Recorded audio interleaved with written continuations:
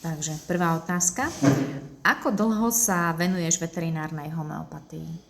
Veterinárnej homeopatii sa venujem asi vyše 35 rokov a bolo toto najlepšie rozhodnutie v mojej praxi, čo sa týka možností alebo vylepšenia liečebných metód pri súčasnej veterinárnej medicíne, ktoré sa dajú použiť.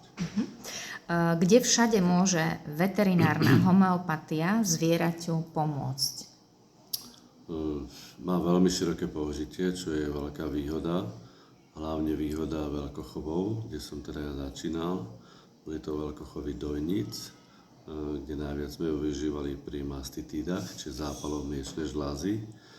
Ďalšou veľkou výhodou bola puerperium dojníc, čiže poporodné obdobie, čiže gynekologické potiaže, rôzne zápaly materníc, výtoky s tým spojené.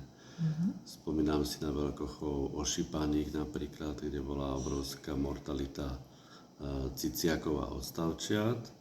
Viem, že sme tam dokázali o 50% vo veľkochovoch, čo je strašné číslo, veľmi silné vyhlásenie, znížiť úhyn týchto odstavčiat.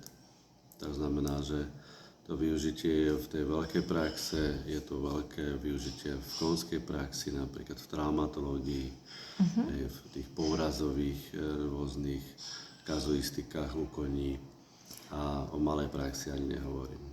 Ako nejaký príklad úspešnej pomoci napríklad pre psíka alebo mačku, pre také najbežnejšie domáce zvieratá, keď ťa napadne?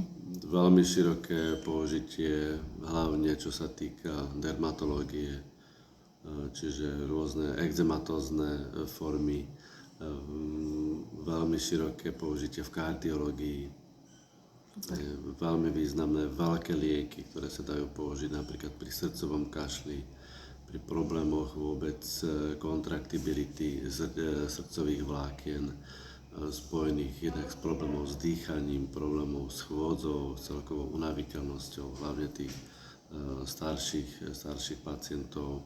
To je obrovská skupina ľudí. Takisto rôzne endokrinologické problémy. Nehovorím už o zažívacích problémoch, ako sú hnačky, rôzne akutné letné ochorenia, napríklad ako šokové stavy u zvierat a tak ďalej. Ako rýchlo reaguje zviera na homeopatickú liečbu? Je to hneď, alebo trvá to nejaký dlhý čas? Aká je tvoja skúsenosť? Závisí to veľmi samozrejme od diagnózy. Tie chronické patológie trvajú vždycky čas, sú to mesiace, keď nájdeme ten správny citlivý liek, ale v tej akutnej patológii je to veľmi rýchle, tie zvieratá nie sú zaťažené ničím.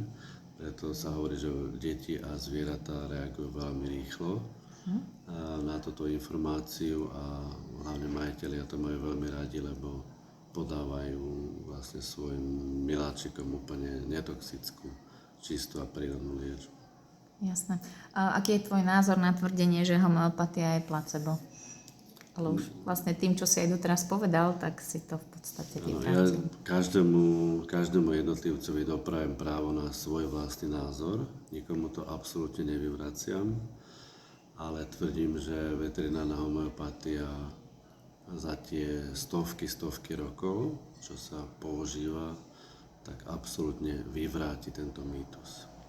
A hlavne ho vyvráti vo veľkochovoch, lebo skutočne musím povedať, mal som na starosti 300 dojníc a tým bolo úplne jedno, čo im streknem do úst. Či to je svetená voda z Mariánky, alebo to je nariedený roztok vybraného konkrétneho homeopatického lieku. Proste to zviera nemá šancu zaregistrovať a vôbec nejako vygenerovať, čo dostalo do dutiny ústnej.